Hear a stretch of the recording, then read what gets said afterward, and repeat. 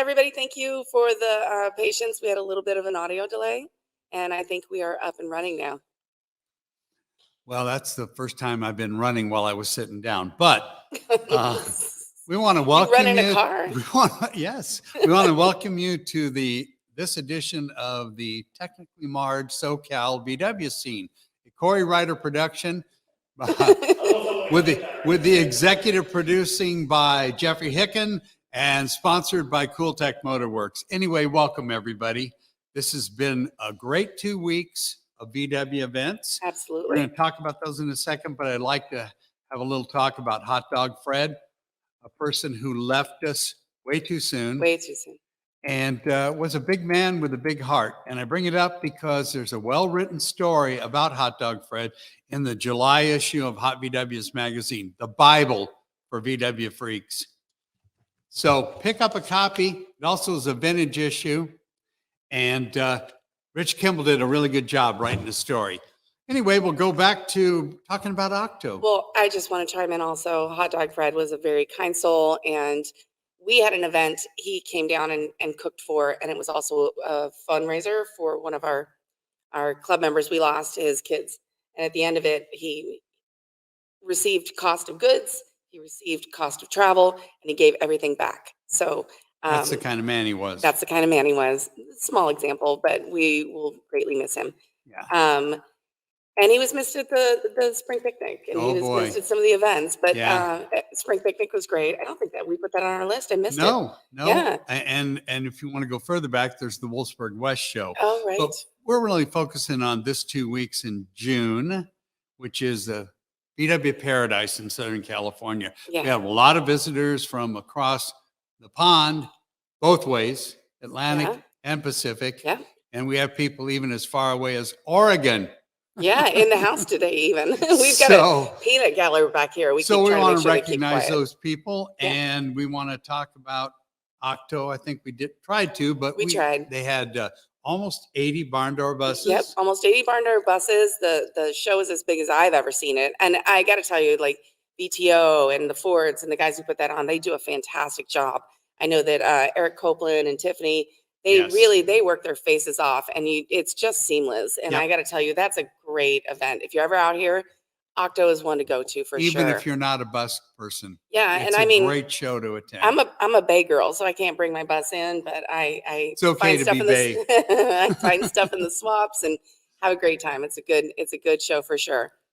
So, and then we want to talk about the Rare Vintage Air group at Old World Village in Huntington Beach. They put on a great show, as they always do. I think they had somewhere upwards of 50 to 60 rare vintage cars there. There was some Razor Gias and some early 34s. Type 3s. And of course, lots of split windows and oval windows. That's another good show you don't want to miss. Well, and plus the venue there is amazing. It's this great little German town, kind of set in the middle of the city, and a beer stew. Beer stool. Yeah. The other one that went on on the same day was the ISP West. Yep. They did their open house, and I've got a couple Type 3 guys nuts in our club, and they went out for it and said it was a fantastic show. So give them a little shout out as well. Just a great weekend for sure. And then we had a really good event last night. My club brothers, the Panzers, we did our cruise night. This time we did it at Duke's. Unfortunately, the historic Garden Grove district was out of the question. They've changed it, didn't have enough parking spots. And we had 156 Volkswagens there last night. So it was a pretty fantastic deal. A lot of the people here in the audience were there, and it was one of the better shows. Cal Look, Vintage, Patina, some Baja Bugs, some buses. The Deeks were there. The Panzers, of course, were there. There was some little bit of everybody. Locals. Yeah, every club was well represented, and it was a really good Friday night. Locals in the house. I do miss the old venue, but all the amenities in the area there really just it was a good show. You know, we jumped over Prado. That's right. Prado this year was you camped there, so I camped. I came in on Wednesday, And the scene's kind of light for a couple days. It's kind of nice, and then everybody starts showing up. Friday, Saturday, Sunday's the big car show, and it was. I love this new venue, and it's so much fun. Yeah. And Whether it, you call it Prado or VTO, Black Star, Star, VTO, yeah, yeah, whatever you call there's it. Like, three you or should four come. names for it, Yeah, but yeah. But I got to tell you, same crew, like the VTO and Christina and the the Fords. Fords, man, they run the blank out of that. It was a huge, really good show. A little scary in the morning on Sunday. It was a little drizzly. Oh no, so it made everything disgusting in my camp. I've washed in the last 4 days after the camp out. I washed dishes for 9 days. I'm not kidding. Pots, pans, tubs, everything. It was a mess. But the I sun did- did come out. I'd still do it again. The sun was out at 9 in the morning. It was perfect. Yeah, it turned into a great event. It was full and there was things, and again, the whole stratosphere of VW freaks were there. Yeah. Everybody. Well, it's cool when like the whole campground, Yep. the whole campground's got bought out and it's just Volkswagens and everybody that- you know. And the Fords do that, by the way, to support charity. They Absolutely. make no money on the event, and there was a Absolutely. lot of money, a lot of tickets bought. It was a good event. Well, I think it's the Ronald McDonald. it's the Ronald House. McDonald of Inland Empire, and they present a check every year, and it's usually somewhere close to like $10,000. Yeah. They Yay, Fords. yeah, absolutely. Yay to VTO, everybody who works on that. Thank you very much. Great show.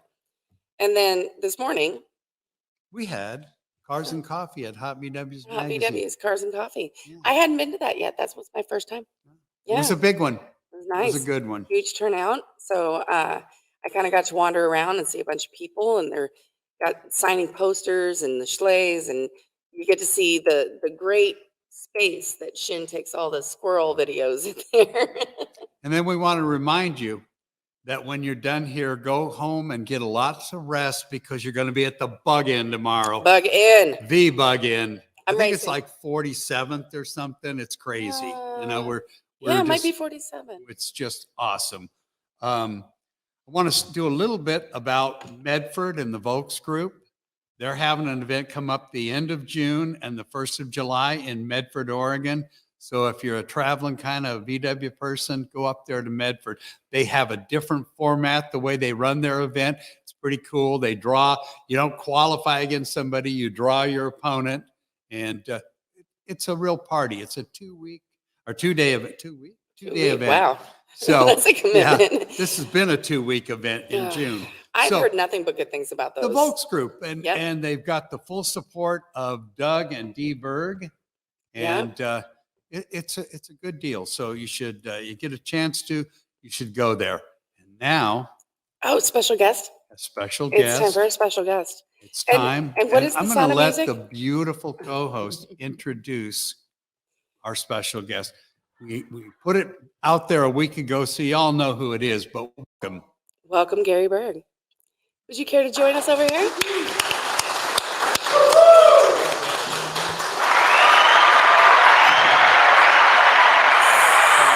So Gary, welcome to the show. Thank you. How we doing there? I'm good, good, Yeah. good. So we have a couple bullet points of things to chit chat about. Sure. Which one would you like to start with? I don't know. Ron kind of put a little format possibly together, and we were looking at talking about maybe growing up in Renton, being the dad of Gene You don't Berg. have to lean or into something. it. Just look at it. All right. It's okay. We're, Having Gene Berg as your dad, huh? Yeah, having Not Gene being the Berg as dad my of him. Yeah, and just growing up in it as Yeah. a kid and seeing what he did and being a part of it for basically the majority of my life. So, like as a kid, Yeah. when did you start like touching Volkswagens with them? Oh my God!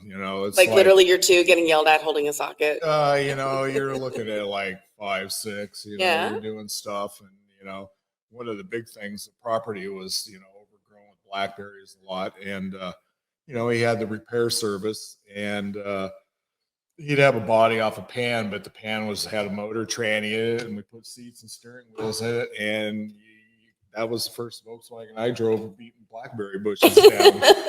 It's a So, glorified Yeah, so- lawnmower. so for that was sure. in Renton, Washington. yes. And then the whole family moved down to California Yep. 1969. because there was going to be a team deal between Gene And Dean Lowry and Gene Bird. Yep. So Yeah, Dino's Dinosaurs. Nice. Yeah, and Ken Lowry was the other partner in it. And yeah, so we packed it all up and moved down here, and now, Yeah, scoot the book over a little bit. Pull the mic. There you all go. right, how's that? Yeah, it's better. All right, yo, good deal. So how did that evolve? What did that look like? I mean, Moving starting, down here? yeah, You and know, just as a kid, it was kind of like I'm losing all my friends. Oh, But yeah. you know, once you get down here and get going again, and you're in the, you know, hanging out at the shop, you know, as dad's making parts and you're learning stuff. And you know, I was running mills and lathes by the time I was 13. nice, You know, nice. machining parts. But you stuck with it. So like I tried Yeah. to force feed a 66 Beetle onto my kid. And he's like, nah, I'm not into it. You know, at first I was kind of dreading it because I wanted to be a kid and go play with my friends and do all that. But I had a tendency to get in trouble in school. And so my punishment was to go to the shop and work Oh, after okay. school. And then, you know, So I'll talk to us a little bit about working at Dino Dinosaurs and how that started and then ended. Well, being there, you know, as a kid, I got to see it all. You know, I really did. Saw you, Greg, Doug Gordon, Paul and Mark Schley, and Dean, and just the whole VW scene as a kid. That's because we're old. Yeah, I'm not too far behind you. But I got to see it all as a kid, and there's a lot of memories, and probably a lot more that I forgot than I remember. Does anything jump out at you? You're like, man, this moment was super cool. You know, I remember being at Dino's Dinosaurs when they were down on Dyer Road, and the new building and the setting it up, and you know, got to watch all that. And it kind of, some things happened, and my dad parted ways with them. But the thing that stood out was I was actually, as a kid, I got to go to all the races, and I got to go watch Ron run the underdog, and I got to watch, actually was at the finish line when Mark Schley Went upside down. went upside down. Oh, wow. And I actually stood there and watched it happen. as a Oh, kid. wow. And it We're was- grateful he's okay. He still wanted to get in a race car. I still did. Oh. And, you know, as at that age, you know, 12, 13, these guys right here, Schlays, they were my heroes. I looked up to them. I wanted to do that. Yeah, And yeah. And that was a so- big event. And That's somehow, and I could tell you the story how that all evolved. Like I'm in my last senior year of high school here in Orange, and my dad's black '67 race car sitting there. Don Bruckman from Washington had came down and brought his motor and put it in, and actually ran the car at the Winter Nationals. And then he had his own motor there, so Don took his, and my dad put his motor back in, and the car sat for a bunch of years. Mm. And in my senior year of high school, I was kind of hinting at, boy, this would be cool to try, and I'd be really, you know. And my dad goes, yeah, no problem. He goes, I can't go with you. You know, I figured he'd want to babysit it and make sure we did everything oh, right. he was like, bye bye. He did. My friend Carrie went to high school with. We loaded it on a trailer, hooked it up to my dad's '69 bus. We went out to Orange County Raceway on a Wednesday night. What a great facility. Oh my God, yeah, it's so sad when that went away. And so anyway, I do my first pass in it, and right then and there, I was hooked for life. That's how I was my first pass. Yeah. I was like, I don't know, and then I did it. Yeah, I feel you. You're hooked. You're, You're, yeah. you're screwed. It's over. It's over. It's It's, over. over. Don't do it. Don't do the first pass. Yeah. Because once you do it, Well, it's I'll a just done do deal. this once. Yeah. Nope. No. No. So, you know, we get back. Well, the car, we made like half a dozen runs on the car, and it was set up for a class called A Modified Compact. And the car ran 1245, 1240s. Is it a quarter? A quarter mile. And we get back to the shop, and my dad's still working late, and told him what we ran. And he kind of looked at us and he goes, really? I go, yeah, I ran 1240s. And he goes, you know how far under the index, and that's a record run, and the car's totally legal. And that led to like, we're going racing. Oh, nice. And my first points race was Sacramento Raceway Division 7. And it was the beginning of the season. and we get up there, and of course, you know, all the heavy hitters. I had, you know, the Jim Stevens, the Barnes and Baronas, you know, John Preston and the Carmagia from Ed the race shop. Sigmund. Ed Sigmund. I mean, all the heavy hitters. Yep. Modified eliminator. And it was 32 car field back then. So there was 5-6 rounds you had to go. And we weeded through the whole thing, and we ended up in the final at my very First First NHRA event. event Yeah. Nice. against John Preston, of all people. And, Biggie, and I had the pan. I messed up in the final. It was so overwhelming Oh yeah. that I messed up and over revved every gear, and just, you know, John won. And that was my first race. So not only being hooked from going out on a Wednesday night, this solidified it being runner up at your very Oh, first yeah. points and race. so I want to make a couple of points. We didn't, somebody said quarter mile.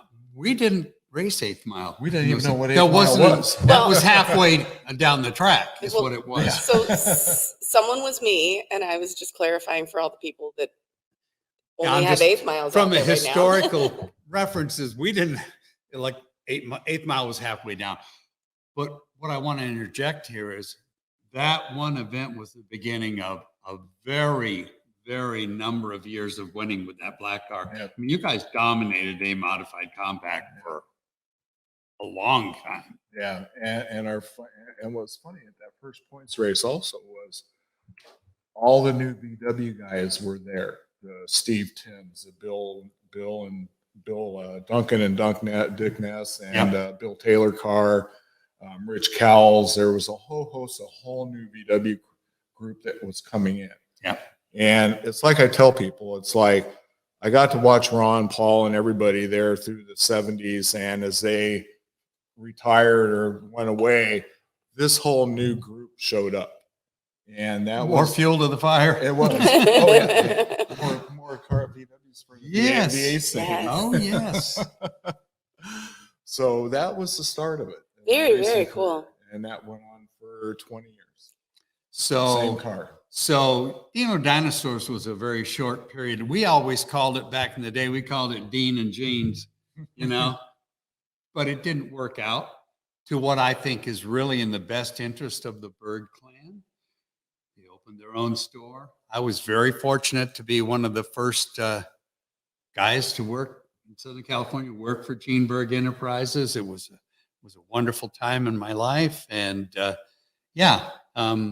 shop started, really funny thing, the first shop was on Lemon, and now the shop's on Lime. Lime Street. It was kind of a Lime. citrus thing, but it was an awesome place to work. And the only reason I left there was because Greg and I were going to go on our own, and that's a whole nother story we don't need to talk about. But yeah, at Gene Berg Enterprises, you would come in the morning. You were around 12 or 13, yeah. 13, yeah. And I remember that Dee would bring the two younger boys, which I call the buckwheats, because she would make buckwheat pancakes for them. But your experience at Gene Berg Enterprises, you worked there. Yeah. Even if, no matter what your age, like you said, you ran machines and Yep. stuff. So, Yep. Learn machines. so let me shut up and let you talk about Gene Berg Enterprises. So I started out there, running lathes, mills, and actually there was one thing I got good at they call it a submerged arc welder, and it's where you weld on the crank to create a stroker crank. So I became the guy that ran the submerged arc welder and created stroker cranks, and so I did that and ran lathes and mills and learned how to lighten flywheels by hand. And, a lot of by hand stuff because obviously we didn't have CNCs Right. back in the day. So it's all hand fabrication. So I learned it really well. And then I moved on. And when we moved over to Lime Street, there was our shop foreman at the time was Mark Metzger. And I was learning from him and kind of under him. And he gave me my jobs. And then that went on for quite a few years, and then he wanted to go do something else, and I took over the foreman position and pretty much ran the shop. And my dad gave the cues on what to do and what needed to be done, and I made it happen. Yeah. So Yeah, it's a worldwide known business, right? Jeanberg Yeah, Enterprises, yeah. and if you're a Volkswagen person at all. So it's really I love kind of hearing the stories of people who foundered the parts and pieces that everybody needs Yeah. now. Yeah. Oh, my dad was such an innovator. I mean, just the stuff he would think about and come up with, and you know, Beginning with things like dual carb linkage and doing it right. yeah, So that it's not this motion that doesn't work when the motor warms up, right? It's either good on idle and not on top right, all the wide way. open, Yeah. So, yeah. so and he always did things the right way and made manifolds and sumps out of magnesium. Why? Yeah, the Because they beginning were ones, lighter. yeah, You know, yeah. hey, we're racing. They're lighter. Yep, You know, yeah. you don't need to carry that weight around. So.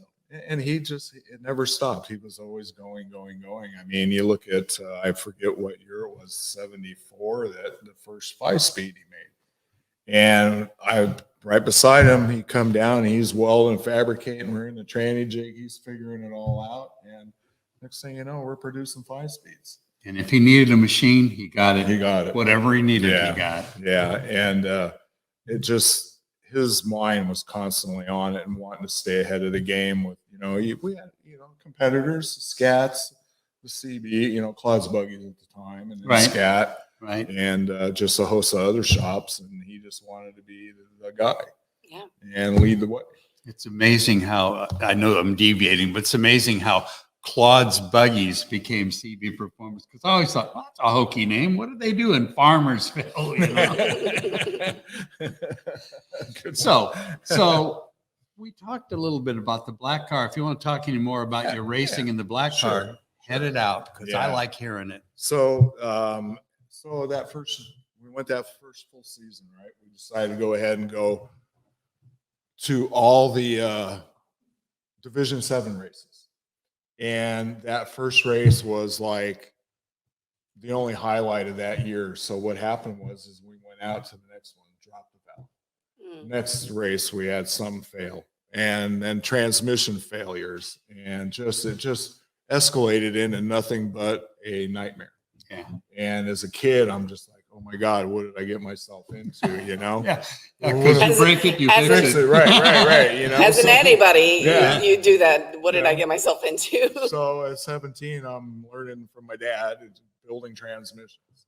And then too, at the time, titanium valves weren't available yet.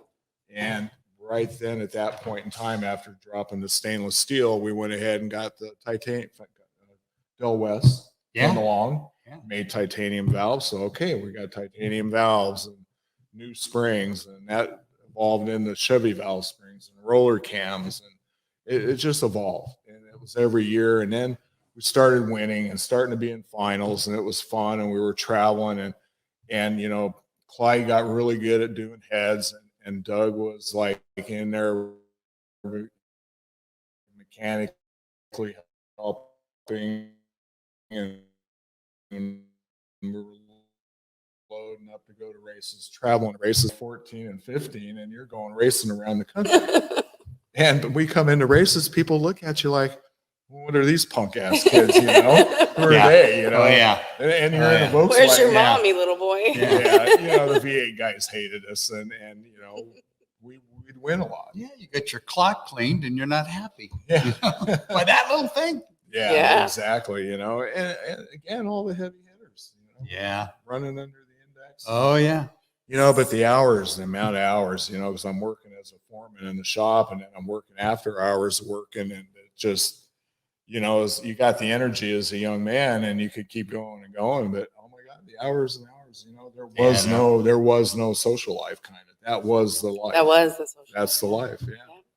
Yeah. And we got to know all the V8 guys over time, and we became friends. And sometimes we'd all caravan to a faraway race, you know, Indy, Denver, wherever. And, you know, it was a successful car, and we stayed with the same car. A lot of the guys through the years, they would switch over to a newer car or a Carmen Ghia, like Steve Timms. You know, he went from the goofy grape chop top Right. sedan into the Carmen Ghia, the mean machine. The mean machine.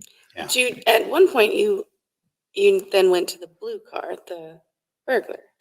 That was my street car. Oh, okay. And that car evolved out of a wreck car. So I have this. Yeah, there's probably a picture there that you could probably pull out of there. Yeah, show me what we would like to see. So it was wrecked how? So, Because that one's pretty well known, the burglar. Oh, here we go. yeah, so this car, oh, right,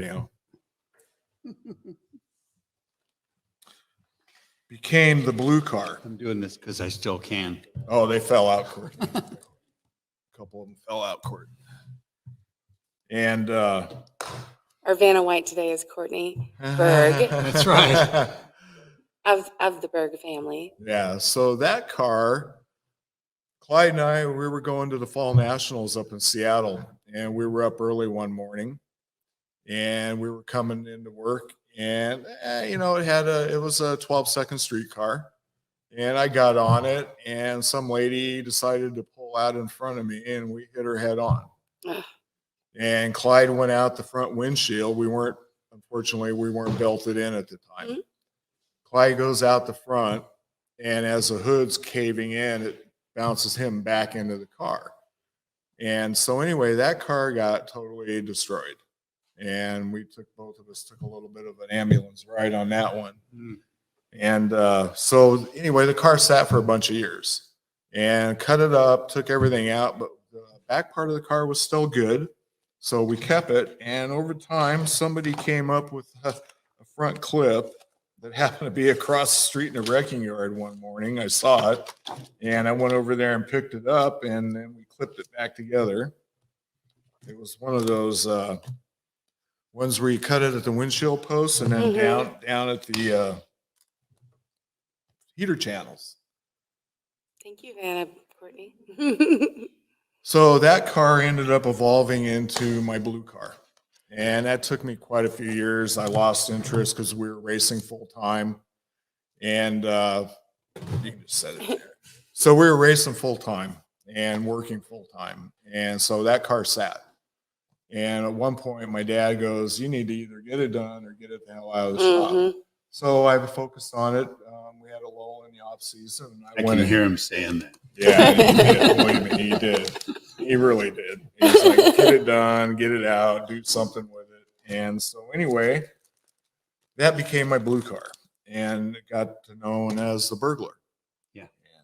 And it was, I didn't think of it at the time as being something special or whatever. I just built it how I liked it. No, but let's back up a second. In those days, a 12-second streetcar was a rarity. I mean, there were about as many of those as there are people on the river say, I got a 100-mile-an-hour boat on the river.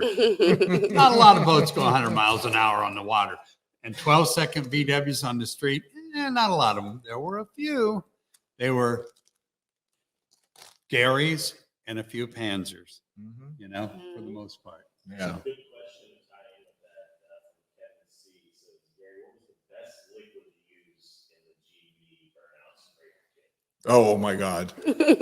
Well, just basically water. Yeah, just basically water.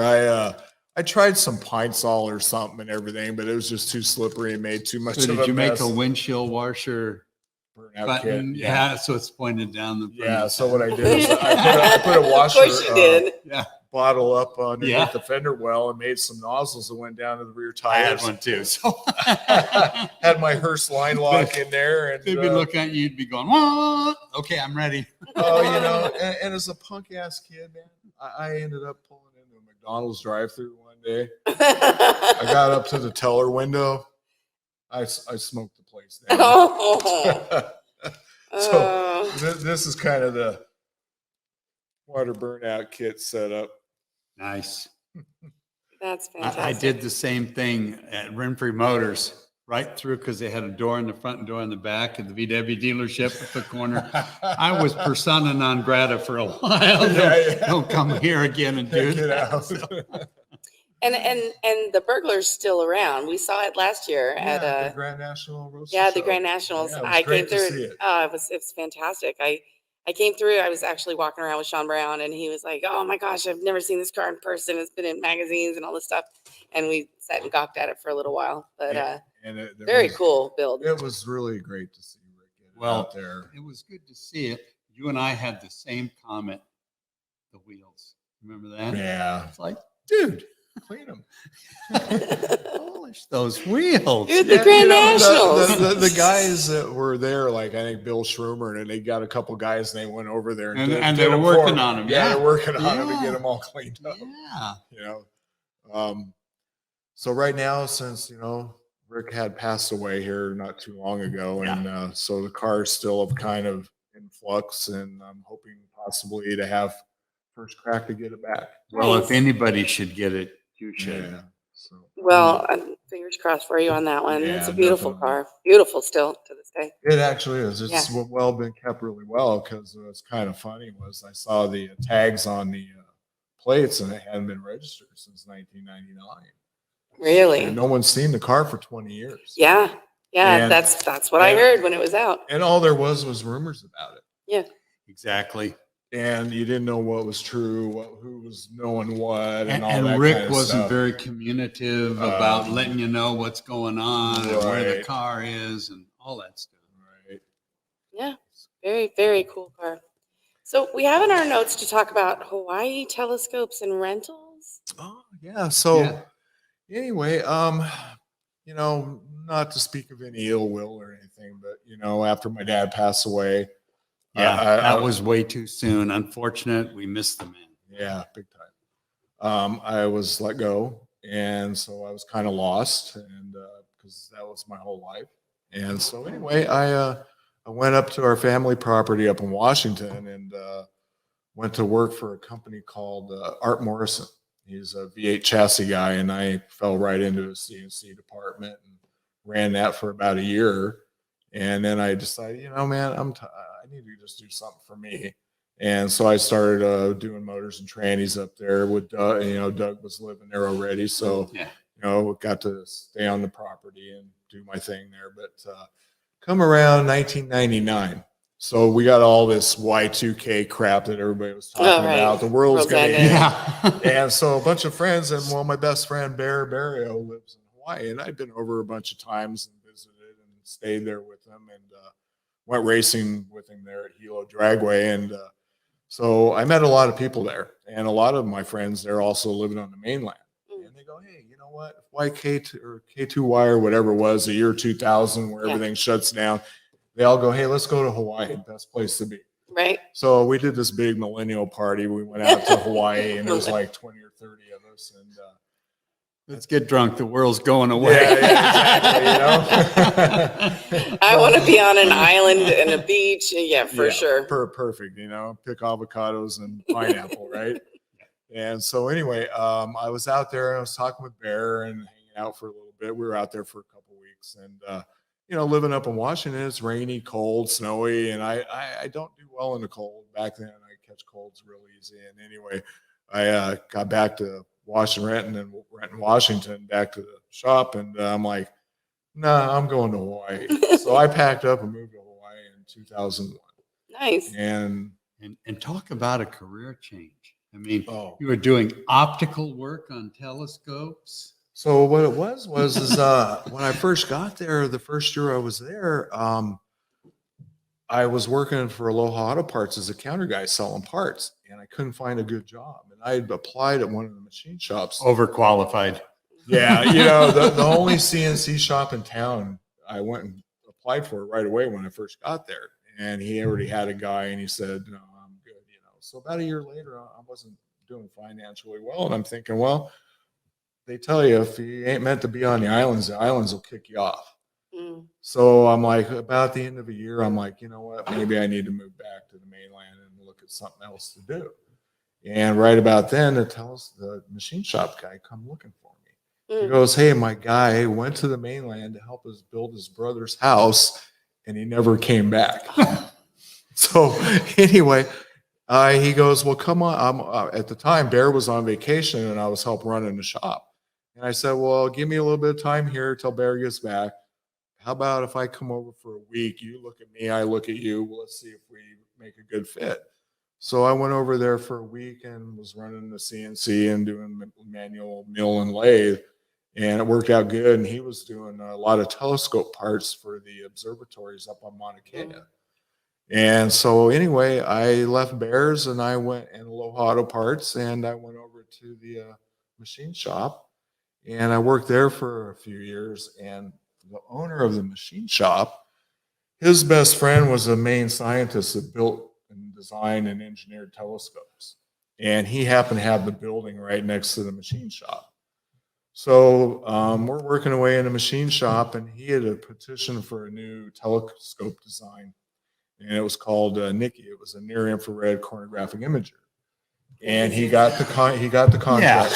Yeah, Nicky. So he got the contract. And unfortunately, out in Hawaii, the available technicians and optics guys and electrician guys is really thin because they're out on different jobs around the islands or out of country.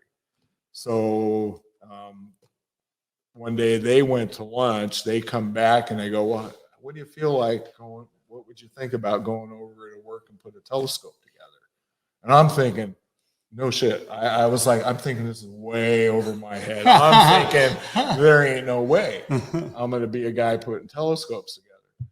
So when I had that conversation with him, so we went in his conference room, and he comes out with big old books like this with all the drawings, and all the assembly shit.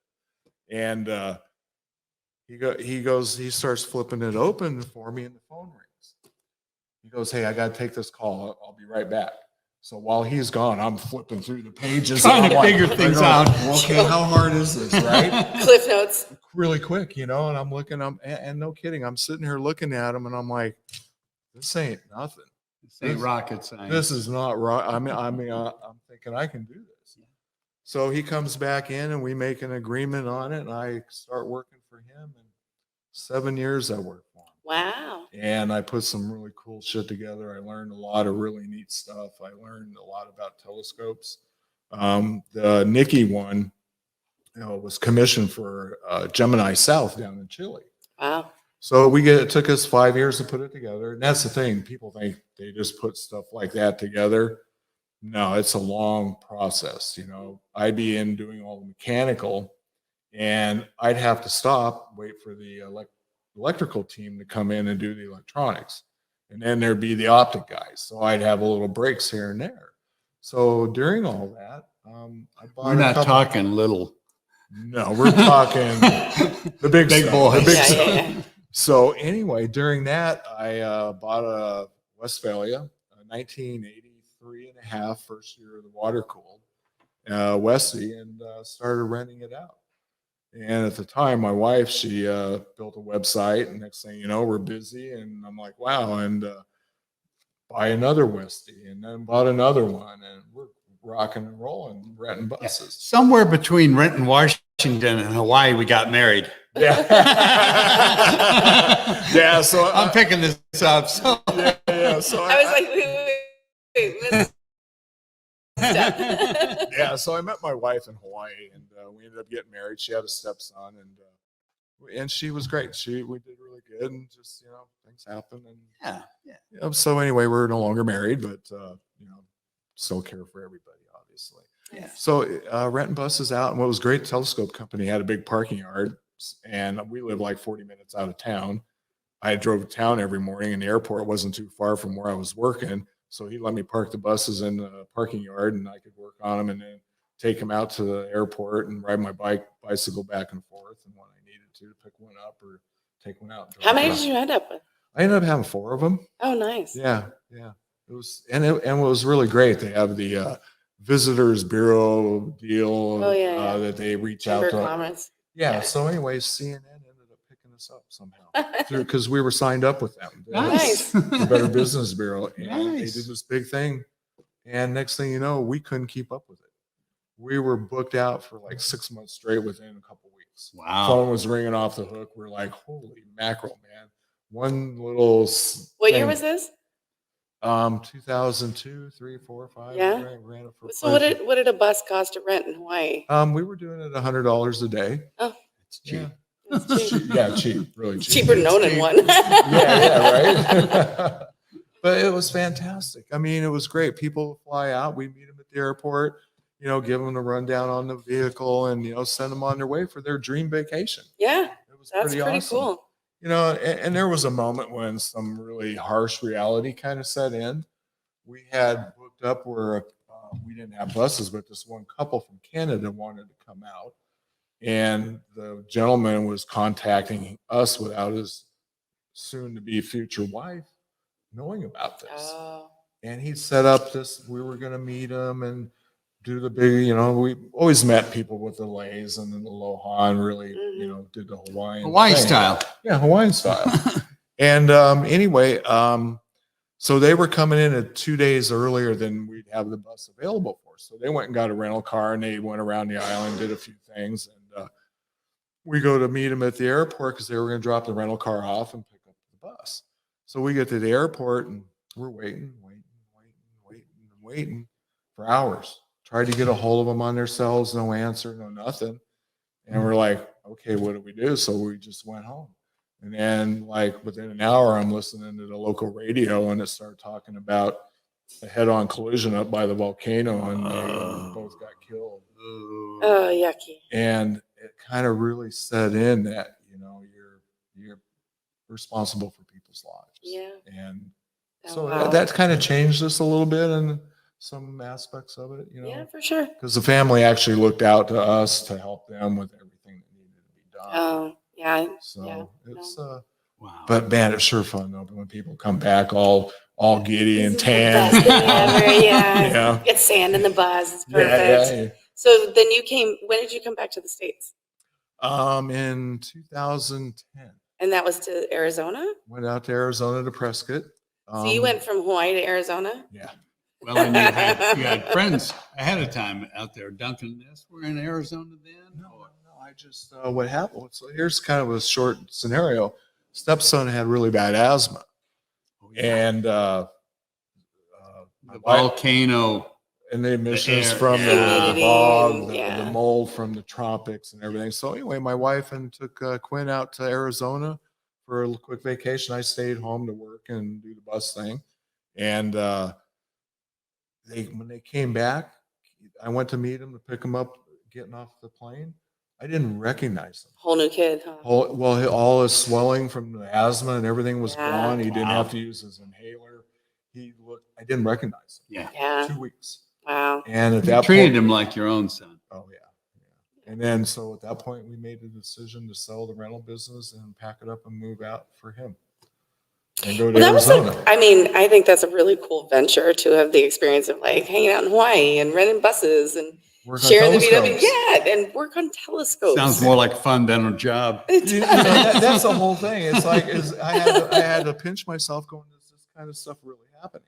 Well, in you know? Hawaii, right? Like Yeah. I can rent buses, in El Cajon, but it's not the same. Yeah. Oh, that's amazing. That's a And good. the whole telescope thing, when we finished the instrument, we actually tested it in Hawaii, and then we tore it all apart, boxed it all up, and we shipped it to Chile. And then 2 weeks later, we're down in Chile on a summit putting a telescope. Oh, that's back crazy. together. Nice. Seriously. That's crazy. Seriously.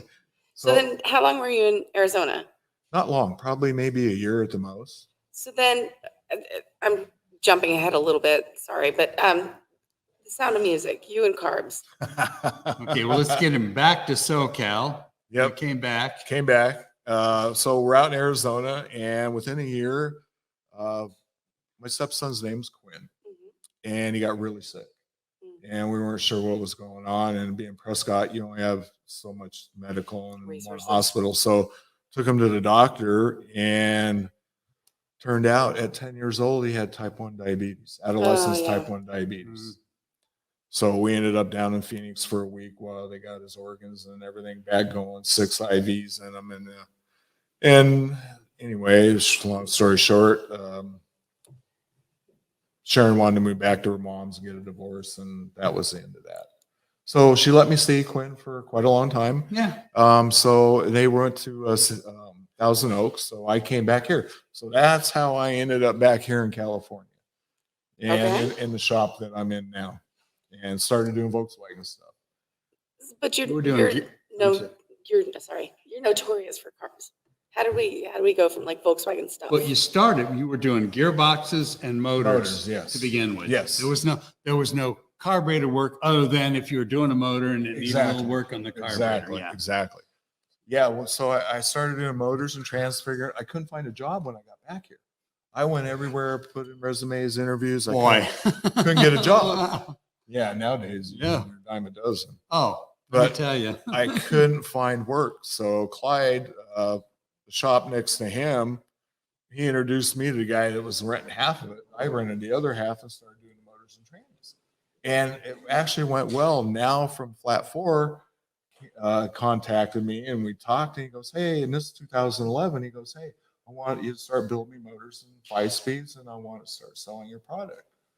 And so that For Japan. Oh, wow. And so right as the first round of motors and trannies went, they had their big earthquake and tsunami, and the Oh, economy I kind of remember went dink, and Yeah. that ended. Yeah. And understandably. Oh, yeah. Oh, for So, sure. so that's I was doing motors and trannies and plugging right along for a couple years, and then some guys had some carbs and they go, hey, I need them rebuilt. I go, sure, and I did them, and guys put them on and go, hey, you never ran like this before. Hey. I'm like, really? Man, a carb makes such a And the difference. truth is, a lot of people were just taking them apart, dunking them, putting gaskets in.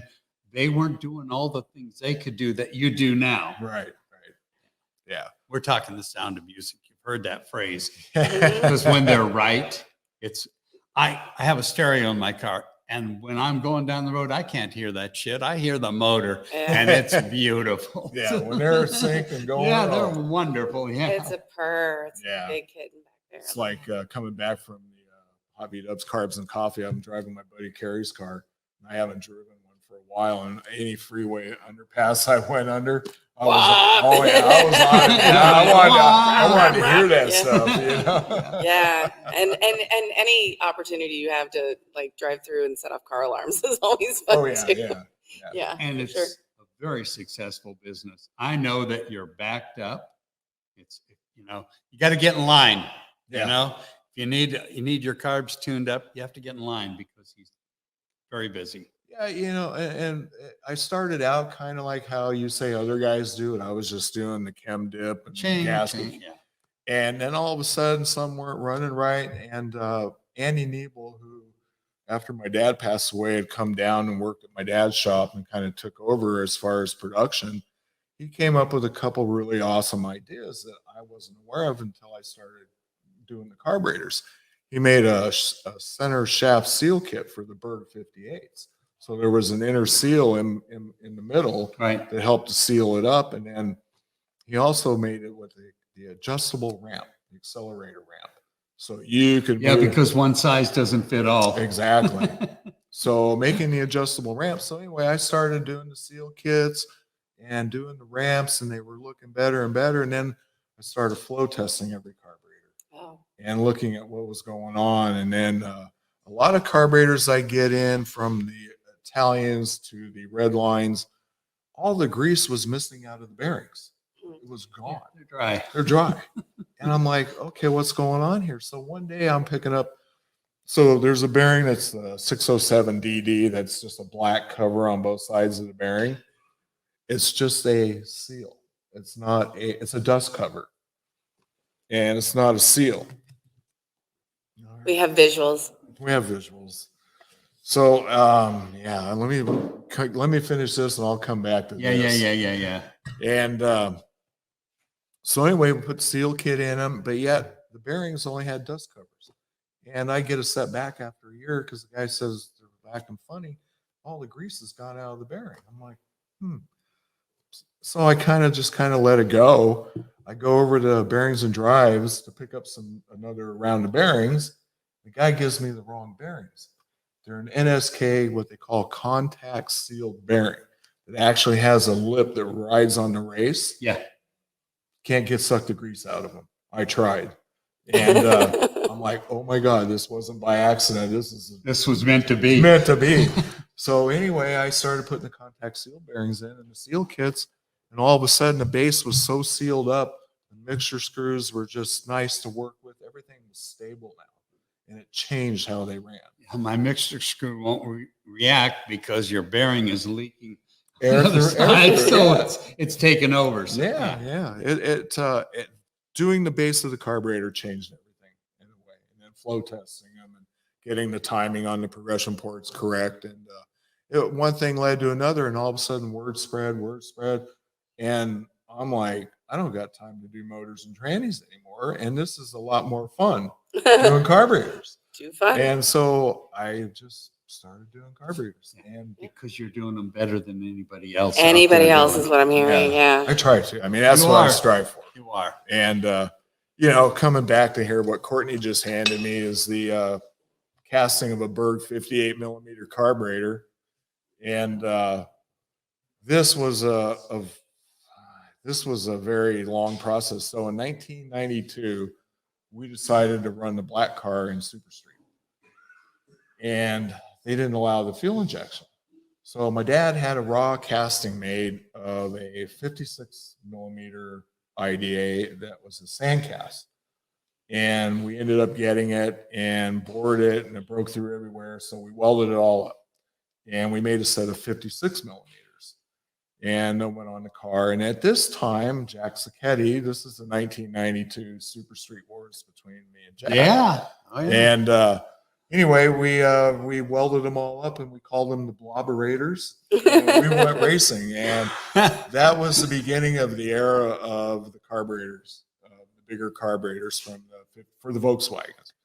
Jack was making his 62s, we were made to 58s, and through the whole 1992 season, we were going back and forth setting records, and he'd win race, I'd win a race, and I got, it just came down to like one or two races at the end of the year, and he happened to stumble, and I happened to have won a race, and that put me ahead in the points in 1992, and I won the Super Street Championship Nice. in 92. I loved my 60s. I bet. For sure. So in 1992, having won that, it was a major accomplishment, because not only that, I was about to quit racing in 1991. I was about done. We were blowing trannies, type 1s out left and right, and it was no fun anymore. Yeah, it was work. It was work. It wasn't fun. And you couldn't focus on driving anymore. You Yeah. didn't know if you were going to go up there and shell a tranny. So anyway, Andy Niebel, again, being part of working with my dad, we designed a intermediate housing to convert it to type 1 shift, to put the shifter back in the tunnel instead of on top of the tunnel. Yeah. And all of a sudden, no more broken trannies. Oh, wow. And it was the most funnest time of season I ever had, because now we were doing this Yeah. and racing, and But still using mostly a VW motor, yes, using original parts. pretty much. Because when I came into Super Street, now we're Pretty using, much. we're building, yeah. Daryl Batone said to me, your Yeah, car, there's a fine line there. Daryl Batone said, your car's really fast, but it's like, it's not a Volkswagen. I go, well, it's a Volkswagen case. So, yeah. Yeah, for sure. So you have some really cool scrapbooks here. Yeah, and And it's different eras. The one I handed back to you, this is on blue car, right? this is the blue car that I have in my hand. Yeah, there you go. And then this is like articles and stuff. These are so during our NHRA tenure, which was short-lived, from 1974 to I think 78 is when they did away with modified. I love this Yeah. title on this one. This is a news article. It says sizzling race at season-ending Winston World Finals. So Winston Cigarettes sponsored this race, which they Oh, don't do yeah, anymore. they But it were was heavy. sizzling. Yeah, RJ Reynolds and Yeah, top category 3. Yeah. Yep. That's crazy. Yeah, it was. They But- could make a living. Yeah, this is from 1977. You've got a beautiful collection here. It's really cool. Yeah, it chronicles all the national dragster clippings of the VWs, and not only is our car in this, the black car, but also the Steve Timms, Bill Duncan, Nice. all the guys that I competed with when they'd win a race or runner up. I clipped out all the national dragster clippings of them, or ads that like. So the big thing about NHRA was if he ran stickers, You got of 'em, paid. you got paid. So, you know, if you look You at didn't it- have to have the part. Yeah, just a you know, sticker. and if you looked at some of all the cars, everybody looked like a billboard with all Yeah. the Oh, different yeah. stickers. Here's put some stickers 'Cause on this. They would pay. Money, money, Thanks, money, sweetie. money, money. And if you want to runner up, you know, they would place an ad in National Dragster with your car in it, and you know, just highlight everything really good. And but this book here chronicles my years at NHRA racing. Yeah, that's so much fun to look through. Really, really cool. So, what's next? Well, ooh. Yeah. How about this? We'll let you talk as much as you want about this, and if there's anything else you'd like to talk about, You have the floor. you have the floor. Wow. Just remember, we have an audience out here. Give them a look. Yeah, I see everybody, and I appreciate everybody being here, and it's pretty darn cool. Yeah, normally it's, it's like 4 people in the peanut gallery. The peanut gallery has been very well behaved with like 30 people back there today. So What? You mean there are peanuts here? Oh yeah, they're peanuts. But thank you everybody for tuning in, and thank you everybody for being here. And tell us. Yeah, so I'm gonna cover that, but I just want to backtrack just a little bit here. Your floor. Absolutely. Like to acknowledge all the clubs, the VW clubs, and everybody that everybody that entrusted me with their carburetors to do them and have that happen. You know, it felt good to deliver something that people really, acknowledged that they thought was better than what they had given me. So I gave them back a good product. So Absolutely. and I never thought the carburetor thing was going to go where it went. Yeah. And the DKP guys, the DKK guys, I mean, everybody, all of a sudden, just as COVID hit, I literally had 150 sets of carburetors sitting in my shop that got sent into me within a couple weeks when COVID happened. Wow. And Yeah, everybody was stuck at home. They stuck want to at work on home. their cars. And all the guys are going, hey, I can work on my car now. And talking about the carburetor thing, to be honest with you, back in the 90s, let's say, we never thought the VW thing would go the way it's gone now. It's Right. like crazy. It's Yeah. a major big It is time. amazing. We are hoping that young people listen to this and go get a Volkswagen. When some old man like me is about ready to leave, buy my car. Oh, is it for sale? No. No. Anything else you'd like? And also through this, and this is part because of the last name, but I've always wanted to hold my own as, somebody that could do the work and be somebody who could deliver stuff. But I want to really acknowledge Mike Walravens and Freddie. They brought me over there for 2 years to the European Bug-In, and it was like I felt like all you guys had all been there and done that, and I just moved. I back. beat on people. You need to go. Yeah. Yeah, And they're in the house today. So thank you guys. yeah, they're in the house, and I can't recommend it enough. It's so huge. It reminds me of the early Bug-In days. Yeah. And so the European Bug-In that's coming up in 2 years, actually another year. Yeah. And it's The number 10th. number 10. And just want to acknowledge all those guys and all the folks in Europe that welcomed me and made me feel at home. Oh, it's great. And just before COVID, matter of fact, right as COVID was happening, got invited with Ron to go to Indonesia and That's Fantastic trip. to put an engine together, a Berg engine down in Indonesia. And I was like floored that I got invited to go and be a part of that. And I thought it seemed pretty normal. well, yeah, you're the guy, you get to do all that fun I got stuff. to work on that Berg motor, so that was cool. Question. We've all been to shows in Europe. How do they differ from the ones here in the U.S.? For one thing, the amount of people, Yes. Yeah.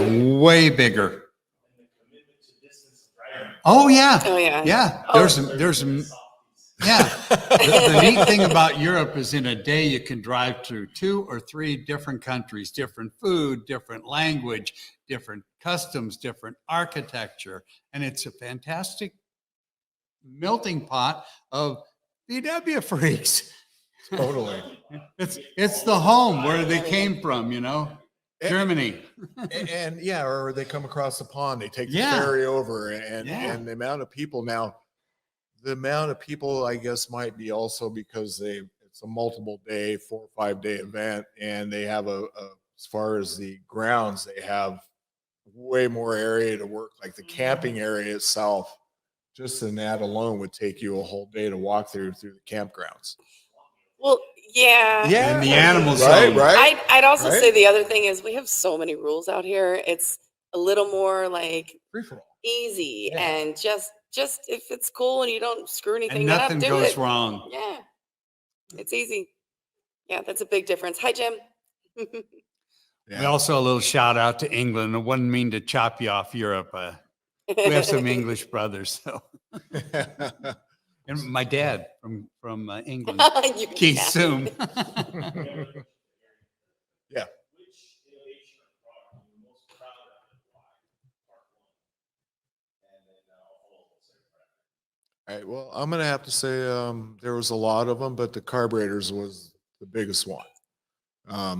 We weren't sure what it was going to do, and when we made the 56, the car picked up quite a bit, and on the dyno, it picked up a lot.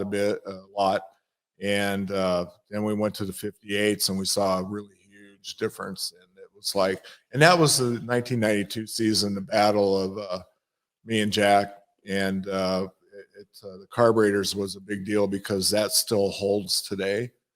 And a lot of things that can be before that, like our forging crankshafts, the Swedish forgings, they were better than Anybody's. And it's hard to even list the best ones. I mean, Yeah, you know what we used to call Okrasas? Okrakas. okay. So sooner or later They're they're gonna break. And you- Yeah. Right. You have a part two? Yeah.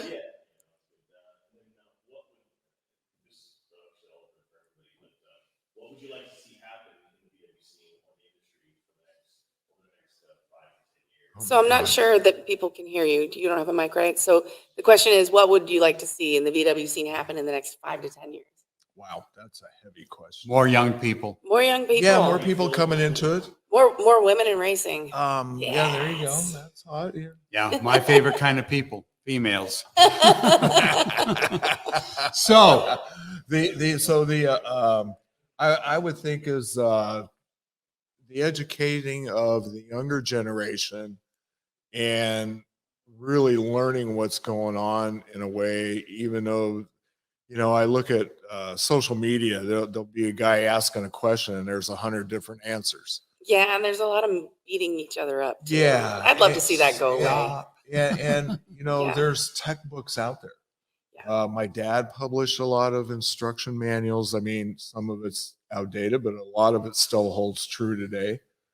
How to hot rod your VW that my dad and Bill Fisher did, and then there's Keith Samu with his VW. Oh, yeah, books, the yeah. VW scene information.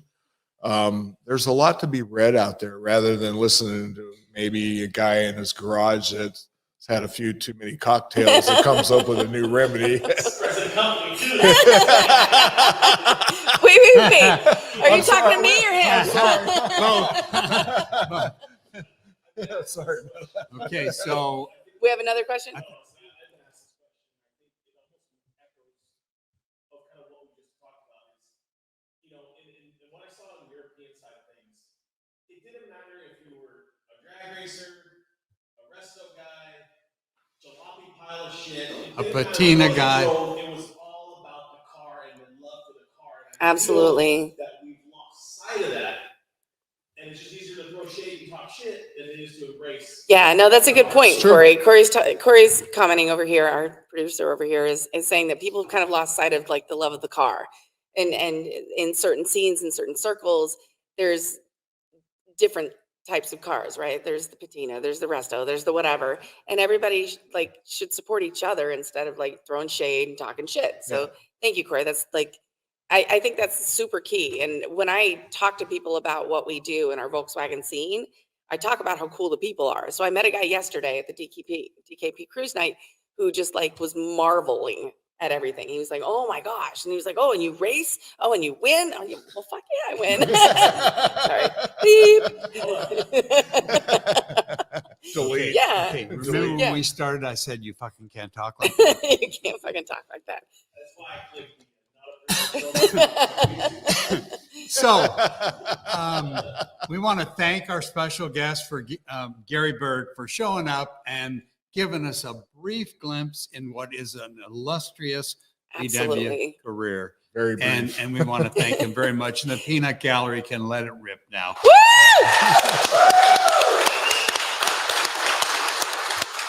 So, On that note, so in parting, I want to tell you, you can subscribe.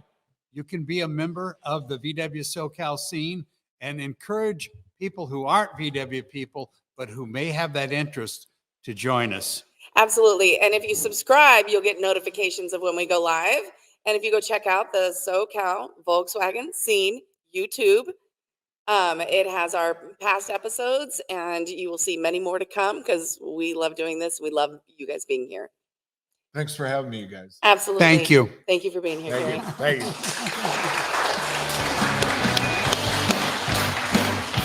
See, it was easy.